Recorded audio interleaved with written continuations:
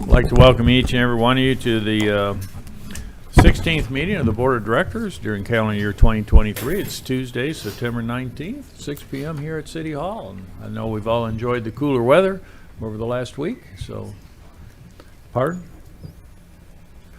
So we'll begin with a invocation by Pastor Lamar Trishman of Grace Church, and I'll lead the pledge. All rise. So we have Lamar. Lamar's not here. I don't see Lamar.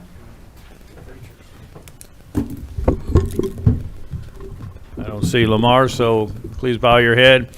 Oh, Heavenly Father, thank you for bringing us all together today to do the work of the city. May we be mindful of the goodness and the graciousness you've bestowed upon the city of Hot Springs and all those city residents. Keep us safe from harm and allow us to do your good work through these chambers. Amen. Amen. I pledge allegiance to the flag of the United States of America and to the republic for which it stands, one nation, under God, indivisible, with liberty and justice for all.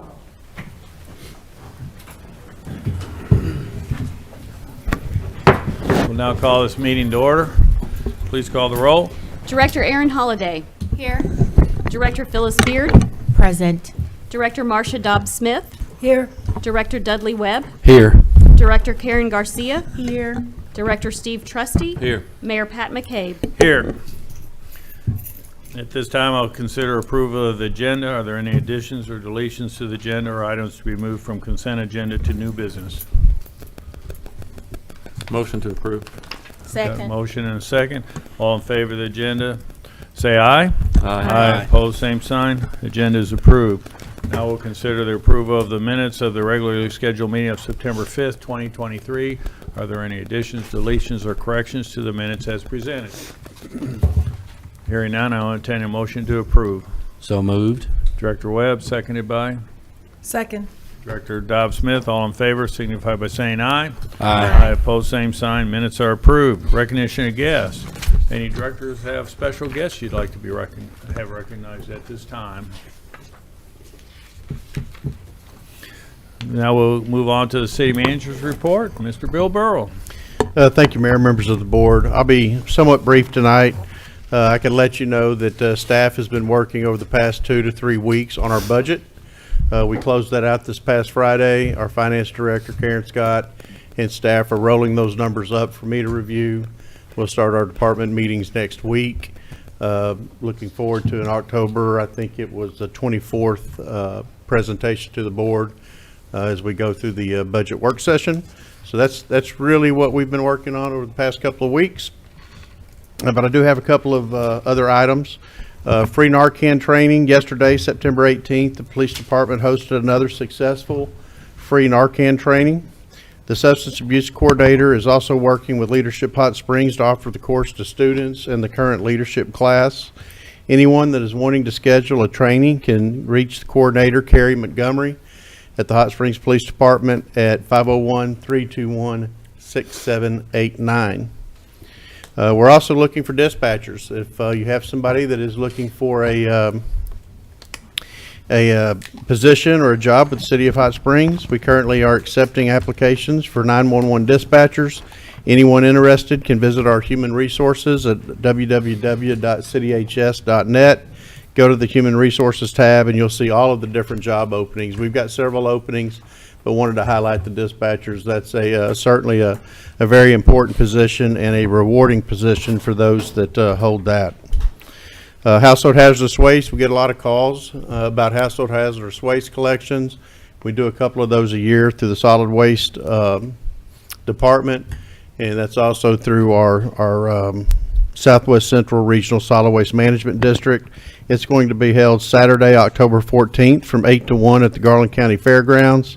Items that can be disposed of safely at this event include unused leftover household products containing toxic, flammable, corrosive, or reactive chemicals, passenger vehicles, no rims, and electronic waste. when I think about household hazardous waste, I just tell everybody what you might find on the shelf in your garage or under your kitchen sink. But they do accept that, get a lot of paint at that particular event. It's been very successful in years past, and we're starting to get, I think they know it's coming because I'm starting to get calls on when the date and what time that's going to be. So a couple of items I wanted to share with you. One of them is really good, and one of them's not so good. The first, Michaels, this last week, has completed the Lake Ouachita water intake by setting the intake screens. The Marine group of divers inspected and filmed for documentation more than anything else the underwater intake pipe, the 48-inch knife gate valve, and the make screen before placing the protective buoys across the cove. The piping and screens were both checked for horizontal levelness and vertical plumb. Great job by Michaels in installing those and installing the isolation gate.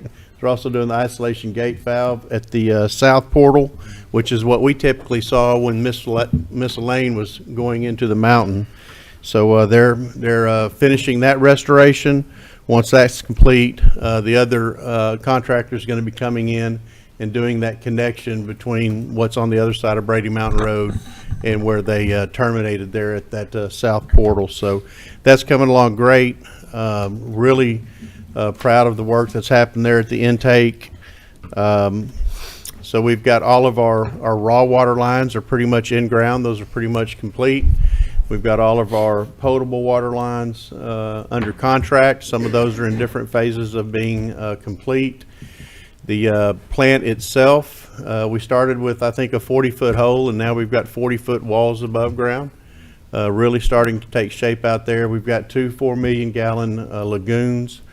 So, you know, those things are shaping up. I think the only thing that's going to hold us back on getting the plant completed on time may be the weight on equipment. We're still finding a lot of delays in generators, motors, and the things that we essentially use for water production. So we'll keep you posted on that. So that's the good news. The bad news is our paving program.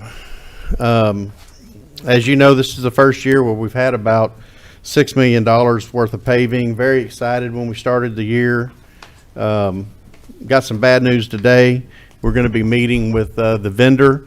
When we bid this out, we had one vendor that submitted a proposal. We accepted that. We don't have penalties for dates, you know, a date certain. We put date certain in there. Basically in the RFP, we had that the work had to begin within 10 days. It had to be completed no later than December 31st, but we don't have a penalty in there like most contracts if they don't. We do that intentionally. Typically when you have those penalty clauses, it raises the price of the aggregate and the asphalt. I got a call yesterday. We were calling them to see when we could get a date certain when they were coming back in. They gave me October the 16th. Today I got a call, or James Halsey got a call, and it's going to be mid-November. The concern there is temperature. We can only lay asphalt when it's above a certain degree, so I got a feeling we may not get our paving completed this year. We've done 9 streets, about 10% of our paving program. But again, we're going to be meeting with that particular vendor to see if there's anything that they can do to help come back in. You know, we had those bid documents out on March the 27th. The board actually approved it, and we signed the contract on April the 4th. Here we are, you know, in mid-September, and we've done, like I said, 10%. The group started on July the 5th. They left on July the 14th to work on the highway projects, Highway 7, Highway 70, 270. Those are some large jobs with penalties for dates on those. So hopefully we can get some help and get them back in here. They did come in on August the 14th, but it was primarily to pave Kenwood, which was a street that we had milled and had left. Had a lot of complaints for some of those residents, so we were able to get them to come back and get through Kenwood and get that back up. But we've also done a lot of work over in the Main Street area, primarily laying new wastewater lines. That needs to be milled and it needs to be paved, so we're gonna at least see if we can get them to come back in on that while they're doing a couple of these tie-ins that they've got on Albert Pike for the highway department. You know, when we talk about trying to keep those prices to a minimum, I want to share with you what those costs have done since 2021. In 2021, we had a cost per ton of $91.29, which equates to about $152,000 a laid mile. In 22, that went up to $131.63, or $231,000 per laid mile. 2023's contract, it's $137.90, which is $271,000 per laid mile. So, you know, once we start putting some of those penalty clauses in there, we'll see these even escalate beyond that, and we'll have actually less paving that we're able to do. You know, we're just in a situation where there's so much highway work going on, and there's only one company here that's doing the work. You know, we talked about trying to get another vendor to come in, but they're going to have to go buy the asphalt from the same contractor that we've got our contract with. So it's kind of a catch-22. We've been struggling with it today, had several meetings, but we'll be meeting with that vendor to see if we can get some relief and get them in here. We've got about $6 million in this paving project. Coming up in your 24 budget, we'll have about $6 million more. Hopefully that 12 million will be enough to get them to come through, but I think we're probably going to have to entertain some penalties, some date certain and penalties thereafter.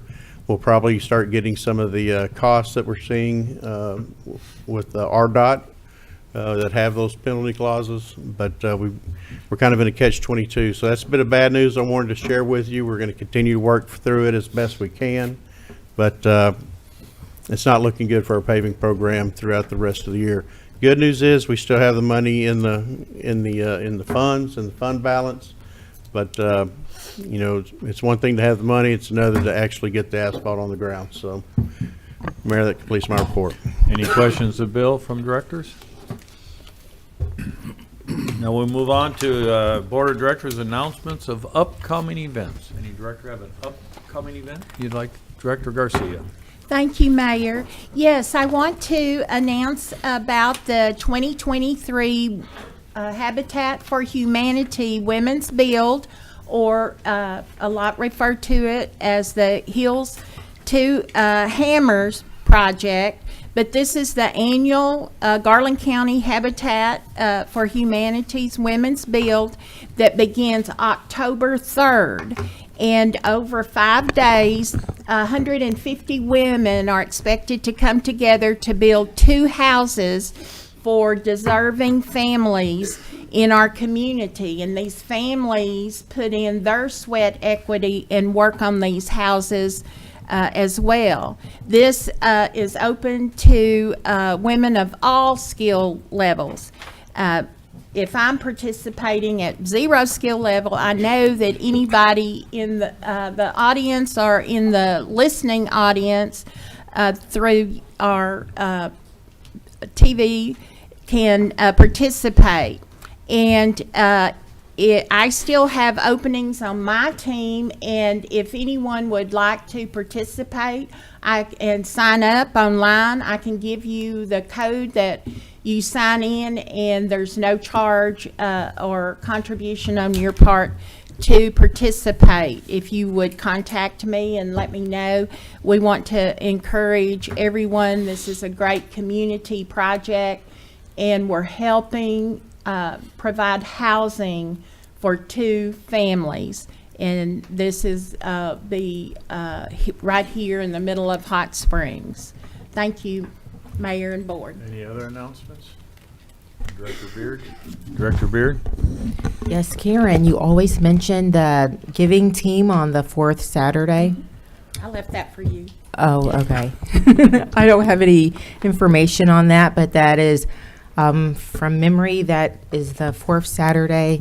I don't have my calendar. It's not unpacked yet. But if anyone has a calendar and knows what date the 4th Saturday is, Janice Davis and her giving team will be at the parking lot which is next to the, can you help me out, Karen? That's the This coming Saturday. weekend on the 23rd. The 23rd, and the location is the parking lot next where the old Habitat for Humanity is, which is also next to where the food trucks are at 420 Eats. And you'll see a whole bunch of people there this Saturday from 9 to 2, Be around down there.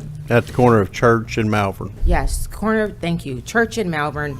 There's lunch, there's groceries, there's food, boxes. boxes and clothing and anything that you might need if you're in need. Thank you. Any other announcements? I have two brief announcements. The Big Steam Music Festival will be held September 29th and 30th at Hill Wheatley Plaza, right here in downtown Hot Springs. Incredible lineup of blues, rhythm and blues, and rock musicians will take the stage, and it's free to all. So with cooler weather, there ought to be great attendance. And then also Garland County Reads kickoff is September 26th from 5 p.m. to 7 p.m. at the Downtown Farmers Market. Garland County will be kicking off a countywide reading initiative. All 7 school districts are involved, including the Garland County Library. And they'll be at the Transportation Depot for games, dinners, crafts, and more. So put those on your calendar and get out and enjoy the weather and have some fun. So at this time, if there's no other announcements of upcoming events, we'll move into the consent agenda. These are items of routine nature that do not merit individual discussion, so I'll take a motion to accept the consent agenda as presented. So moved. Motion by Director Garcia, second by Director Trustee. All in favor signify by saying aye. Aye. Opposed, same sign. Consent agenda is adopted. We have 2 action items this evening. The first will be consider resolution R-23-161, and I ask the city attorney to read by title. Resolution R-23-161, a resolution acknowledging the review of the 2022 Annual Comprehensive Financial Audit Report. That concludes your reading, Mayor. If you would entertain a motion second to adopt. Motion to adopt. So moved. Director Dobb Smith, seconded by Director Trustee. And our staff report will be provided by Director of Finance, Ms. Karen Scott. Welcome. Thank you. Good evening. Arkansas statutes require the governing body to review the audit reports and accompanying comments and recommendations relating to the report at the first regularly scheduled meeting following receipt of the audit report. The governing body is then required to take appropriate action relating to each finding and recommendation. The minutes of the governing body must document the review and any action taken. For the year ending December 31st, 2022, the auditors issued a clean opinion on the financial statements. There were no reportable conditions that the auditors found to be a material weakness. The 2022 Annual Comprehensive Financial Audit Report, or ACFR, is posted on the city's website and linked for your convenience. Also, you all received a hard copy of the document. Kyle Elmore with Forvis LLC, our auditors, is here to discuss the ACFR and to review the findings and recommendations contained in the report. The Board of Directors will then be asked to formally acknowledge the report. Kyle?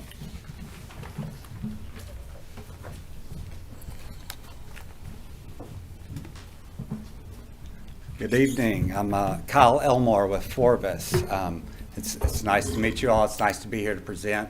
Forvis is an accounting firm formerly known as BKD. We're out of Little Rock and do a lot of work in the public sector across the state. So we really enjoyed the opportunity to work with the city and to work with Karen and her team. So I'm just going to have a short presentation here, going to go over some of the highlights of the ACFR, the Annual Comprehensive Financial Report. Part of our team, not sure the clicker's working. Oh. There we go. So another member of our team, David Coleman, is a partner out of our Rogers office. I told him he could save the trip and I would take the lead on the presentation this afternoon. So, but he also worked with me a lot on the city and completing the review.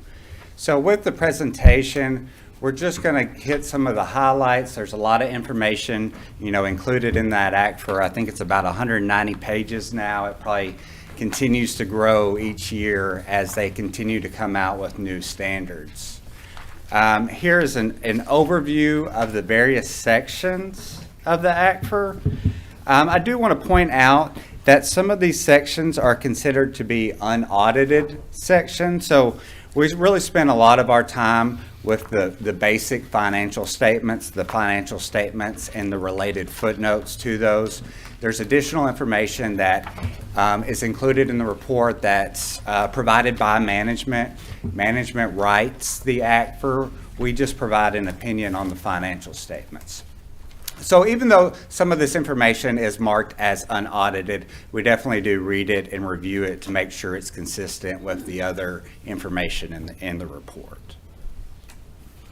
To highlight some of the key areas from the audit report and from your financials. So the primary operating fund is the general fund. It's on page 24 if you have a copy of the ACFR in front of you and if you wanted to see that. But the ending fund balance for 12/31/22 was $22.5 million. And you can see how that has increased over the last 2 years. For 2022, there was an increase of $4.1 million. And your unassigned fund balance, that's something that a lot of governments look at, is what is that balance that's not restricted or that's not committed for anything. One of the key metrics is looking at that balance compared to your operating expenses. So that percentage was 30% of 2023 projected operating expenses, which I consider this to be a healthy balance based off of best practices. The city has a policy that it's required to be 16.5%, so it's well ahead of that percentage. Some of your other key funds here is the water fund. The water and wastewater are your major proprietary fund, the business type activities where you're bringing in revenue. So here you can see a breakdown of your operating revenues, operating expenses, and net operating revenues over the last 3 years. Your operating revenues increased to $20.1 million from $19.5 in the prior year. However, the change in net position, so the net amount, you did have a loss of $4.6 million in 2022 compared to a gain of $1.6 million in the prior year. The primary reason we added at that bottom bullet point there is you had a loss on your investments of $5.8 million, so that's really what's driving that decrease in net position. I do want to point out is we look at the investment balance as of 12/31/2022, so whether you sold those investments or if it's unrealized or realized, either way, we're looking at it as of that day. So doesn't take into consideration, hopefully, some of those investments have bounced back since then. And then the wastewater fund, similar items here. You can see operating revenue increased from $18.7 million to $19.6 million. You did have a loss in the wastewater fund of $1.4 million, and that is equal to the loss that you had on investments of $1.4 million. So if you back that out, it would have been, unchanged basically on your net position. One thing we just kind of wanted to hit on that's, a big factor in your financial statements is the various pension plans. You have a number of pension plans through lot fee and with APRS. These are defined benefit plans. These get a lot of attention in the public sector, and these can vary a lot from year to year. A lot of these are going to depend on estimates, made by the actuaries as well as market returns. So this just kind of shows a summary from year to year of the various plans.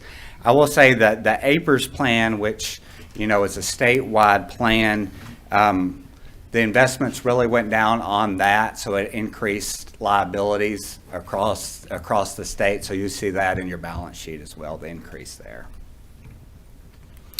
And then the other liability that's out there is OPEB, Retiree Health Benefit Plan. There's a liability of about $4.7 million out there. This isn't too significant. This is a lot of the cities, or probably all of the cities, had this on their balance sheet because they're required to allow retirees to stay on their health insurance plan. Even though the retirees are paying for it, there's an implicit cost there, so an actuary does a study on that to provide that amount. And then as far as the results of the audit go, as Karen mentioned, there was a clean, unmodified opinion across the board. So we're looking at the financial statements.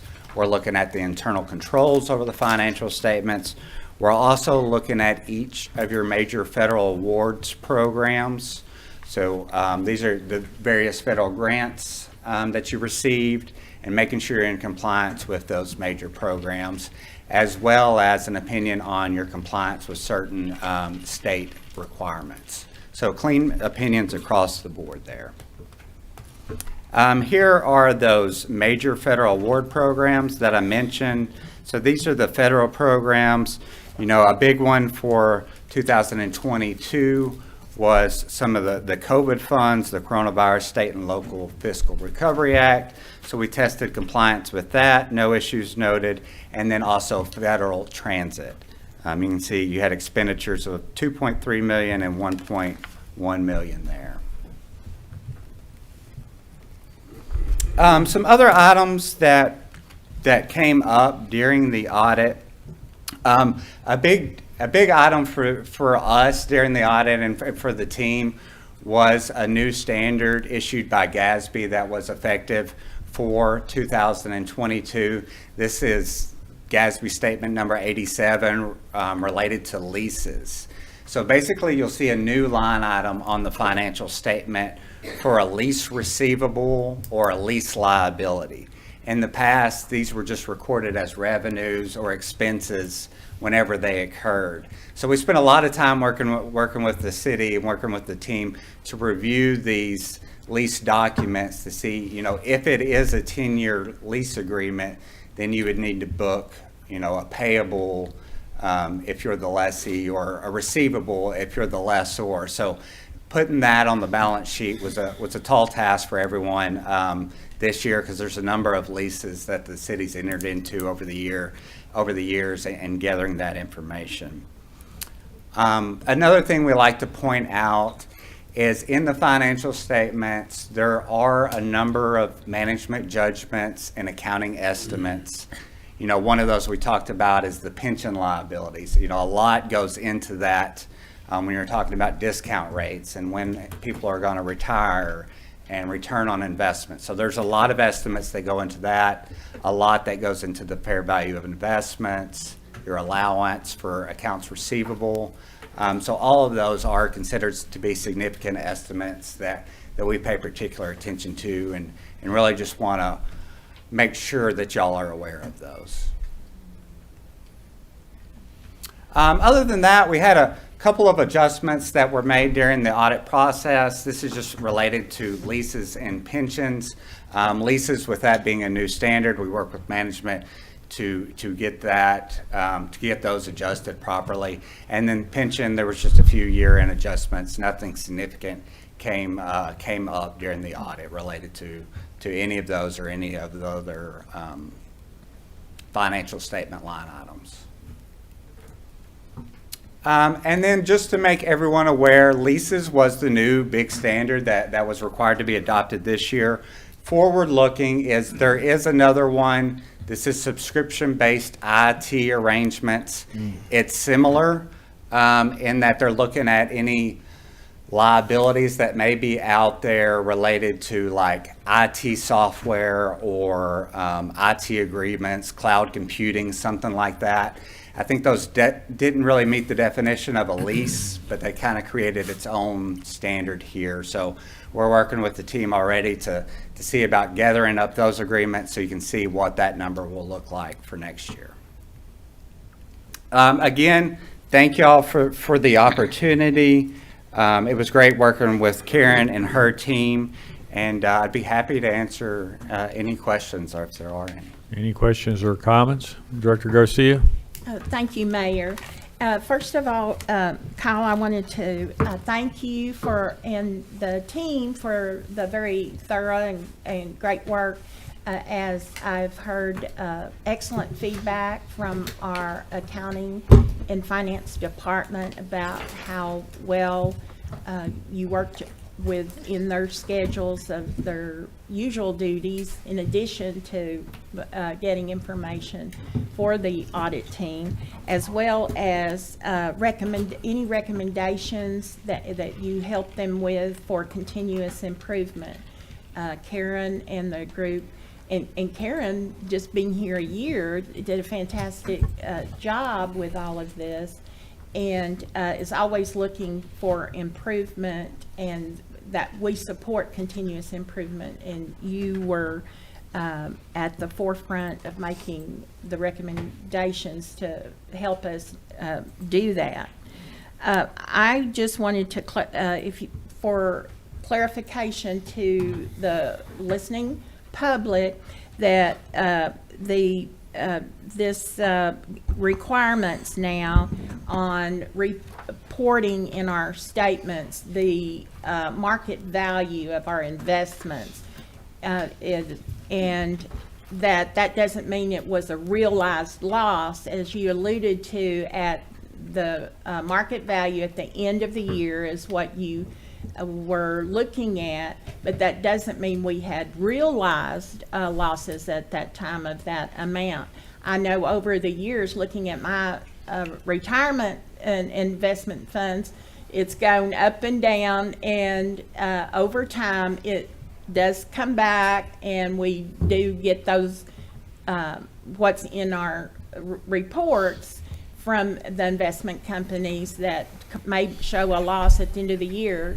Part of that's come back, and over time we get that back, or those companies wouldn't be still in business but there are fluctuations, and the fluctuation at the end of the year is what it was reported on these statements. So I just wanted clarification to our public that that difference between realized and unrealized, but we report of whatever the market value, and that was a change from past years of what we were talked about or brought out. Of course, when the market's going up, it's looks like we had a big gain, but it offsets when it comes down. So even though gains and losses reported, it did not mean they were realized.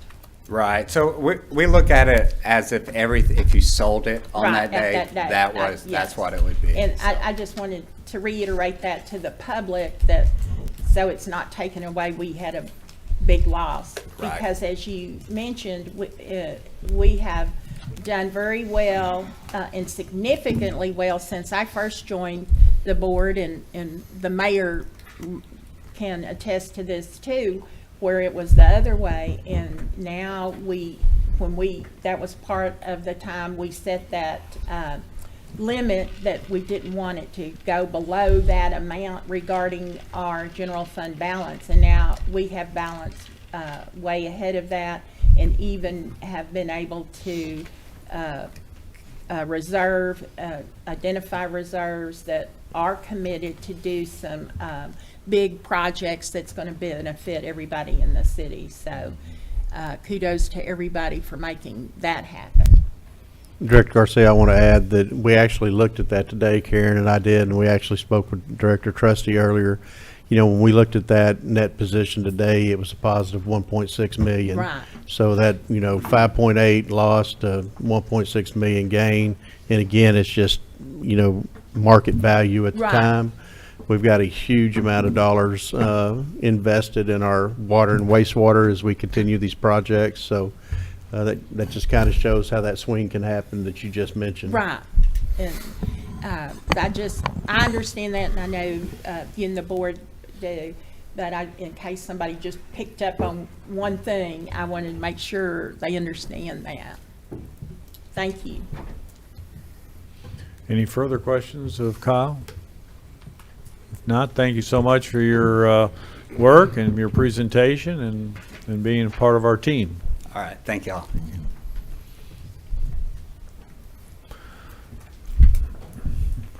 So we heard from the auditor, and we've the process of acknowledging the report. We have a motion and a second on the floor to approve or to Okay. acknowledge through approval of your resolution. That's right, we have- So if there's discussion regarding that, that would be in order at this time. Otherwise, roll. I guess we probably didn't have anybody sign up on this topic. No, sir.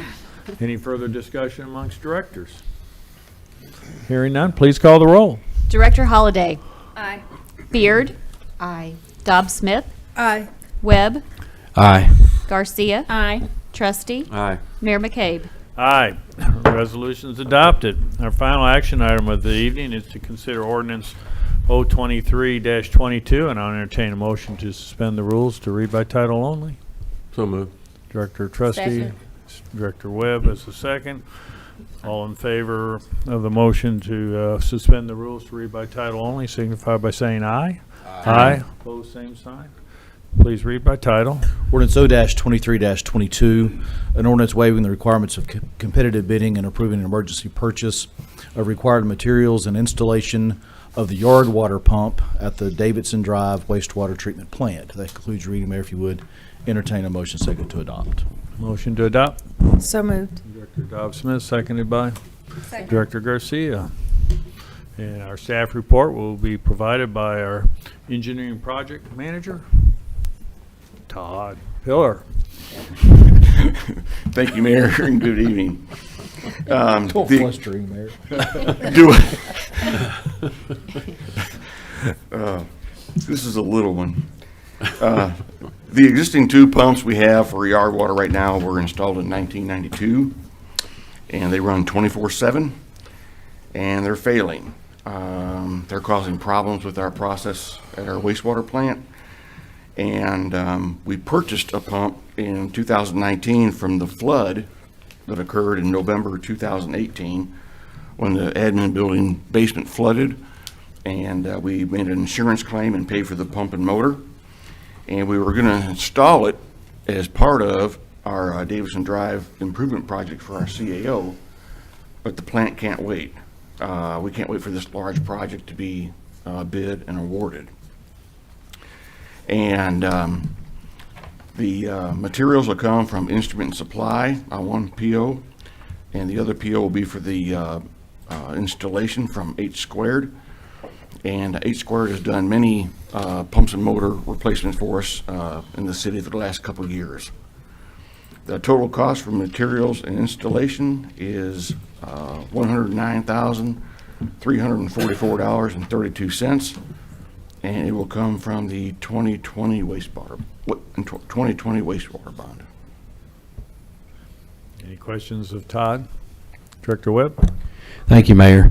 So Todd, this yard water pump at the Davidson Drive wastewater plant, how does this connect to the project that we were discussing at the previous board meeting? Would it have any impact on those new water wastewater lines for phase 1 or phase 2?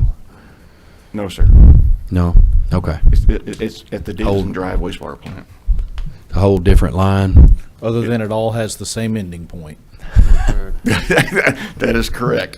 Okay, thank you. Any additional, Director Beard? Yes. You said, Todd, that you couldn't wait for the bid to be applied and awarded. So for my own personal knowledge, how long does that take for a bid to, when you apply for it and the award to take? The Davidson Drive wastewater plant project is at the health department, It probably won't bid until the first quarter of next year, but they're having process problems now with the existing yard water pumps. So we're going to take this pump we purchased earlier and get a contractor to install it for us, and off the backside of the tertiary filters, and get the plant back up and running until we can bid the whole rest of the Davison Drive wastewater plant. Okay. So for bids that would, so if it's something that starts at the first of next year, like how long is it, would it take a year for the award to, like after it's applied for? Like what is the usual turnaround time? On our large capital expenditure projects, usually we bid a project, say in January, and then it might take till February to award the project, but construction might take a year, Okay. 18 months to Okay. get completed. And it's going to vary on whether or not you're talking about materials or whether you're talking about services. Many times we ask for requests for proposals. We don't get those back in 2 weeks because they're not sitting on the shelf with a price tag on them. So there's that. If you're trying to buy widgets, yes, you can advertise that, bid it out, and award it in a finite amount of time because it's a product. But when it's services, it's a little different. Okay, thank you. Any further questions of Todd? I would just like to point out, Mayor, it made, so when Todd's presenting it, it made it sound like it's going to fail. We will need to, we've done this. This is after the fact. Emergency existed, and we're asking for your approval because the city manager had to take this action or we were going to have big, big problems. Okay, Agreed. very good. Any additional discussion? Anybody from the audience sign up? No, sir. Any discussion amongst the board? Hearing none, please call the roll. Director Beard. Aye. Dobbs Smith. Aye. Webb. Aye. Garcia. Aye. Trustee. Aye. Holliday. Aye. Mayor McCabe. Aye. Ordinance is adopted. This completes the action items on the agenda for this evening. We'll now entertain Board of Directors items for discussion. Directors have any item for discussion? Director Trustee? Just one clarification, Brandon. The Section 2 contains an emergency I apologize. clause. Is that We have correct? emergency clause? Actually, no. It says are hereby approved.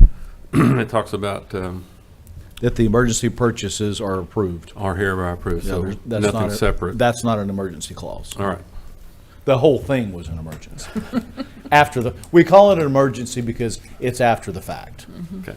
Thank you. We could just as well call it after the fact approval, but. Beyond my authority. yeah, Beyond my it- authority, it- so I'm bringing it to you. It was after beyond, it was the beyond emergency. $60,000, so it had to come to you. I appreciate you doing it when you did. Solved a lot of problems. And by the way, kudos to Bill. This really was broken down into parts and labor that he could have, if you look at the figures, each one of those independently are less than 60. He and I had a conversation, no, we're bringing this to the board because it's the same fix. It's the same project, and it exceeded his authority. Very good. Director Webb? Thank you, Mayor. I just kind of want to see where we are on the purchasing of the property, the Prince of Peace Church on Hobson. Do we kind of have any update on that? Have we cleared that with the bank? Is that closed? Yes, Yes, we closed. closed last week. Closed last week. Do we have any RFP that is created or developed, or where are we in the action on that being created or developed? We're not working on that right now. I have had some preliminary meetings, but we're not ready for that RFP process. We still got a lot of things we've got to do in the building. As you know, the church is going to remain there for a year. We actually got the keys today, so we haven't been able to even walk back through it. But we've got to have, we'll be coming back to you with fire suppression system. We've got to do some work on an elevator. We're looking at the HVAC. the very things that we talked about before we purchased the building. Now we're working on putting a plan together to bring that before you. A lot of that we'll be able to use CDBG COVID dollars that we can't use for really anything else. And we've got a spend down requirement that we need to take care of. So we'll be bringing that information or that to you soon to bid that out. You know, there's still a road trip I want to take. I want to go to Fort Smith. I want to visit theirs. It's really good. I don't know if you saw the article today, but Reverend Gail Brooks is here in Hot Springs, and she has extensive knowledge with Canvas Church over in Little Rock that has the West 7th Street programs. So I don't want to rush into it just to have an RFP out there. I want to make sure that we're doing the due diligence we need to make sure we've got the right RFP out there. And there's all kinds of options that we're looking at. You know, do we hire a coordinator? Is that coordinator funded through another organization? So while we're working on getting the property itself to where it needs to be, so we can have these kind of activities, we'll be working on those soft skills and RFPs at the same time. Haven't really done much over the last couple of weeks. I mean, we're really not doing much other than budget right now. You'll see as we go through this process, it's a huge document, takes a lot of time. So the next couple of weeks, that's really what we're going to be focused on. I do just want to clarify that question on has any RFP been created? That was in reference to the community resource center being proposed to be put on this property.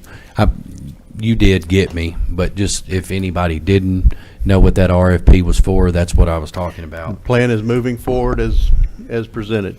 And were you saying that a lot of what needs to be involved in that RFP process is dependent upon the fixtures and repairs that are taking place within the building? Would that have any effect whatsoever on how we create the RFP? Availability, just No. from a timing standpoint. That would Okay. be it. No, Okay. Thank you. nothing's really changed from the work session. Our plan is still exactly the same as it was. Any additional items for discussion? Director Garcia? Hearing no further, Oh, wait a do minute. you have announcements? Just a comment. I know that Bill had the bad news story about our paving program being a little bit derailed because the contractor's been pulled to do other jobs. Of course, some of those other jobs are being done right here in our community. That and is true. For those of us who drive out Airport Road late in the evenings at times trying to get home, you'll see a series of big highway department personnel and contractors milling and then putting a new fresh asphalt on that section. So I've been watching that go from basically the bridge to, at least from where I drive it, from the bridge on 70 West to Albert Pike, you know, for over the last about 3 or 4 weeks. And then the bypass extension was opened yesterday. I don't know what the official time was, but the director of the Arkansas Department of Transportation contacted me yesterday morning and made me aware that somewhere between 2 and 4 p.m. that they would open it up. It was all based on their final striping and getting the paint dry, so we didn't have new lines, additional lines on the freshly laid asphalt. So Central Avenue's coming. Yes. yeah, and we have additional work being done, and of course we all those residents who had to traverse the intersection of Albert Pike and 227 or 128 there at Mountain Pine Road, and all that for a better part of a year or more. It seemed like maybe it was longer than that, but I think they're getting through all that. So while we have challenges in one aspect of our paving program, we're tying down the strings on other projects that are highway department projects, not city projects. And that's what people always get confused. They'll call and say, your roads are horrible. Well, our roads that we're responsible for are city roads and not highway roads, even though they're in the city limits. So we're really pleased with the highway department's efforts in improving our highways within the city limits. And we'll take care of the neighborhood residential streets. So The glass is half full, Mayor. Very nice. very good. Director Garcia, you had a comment?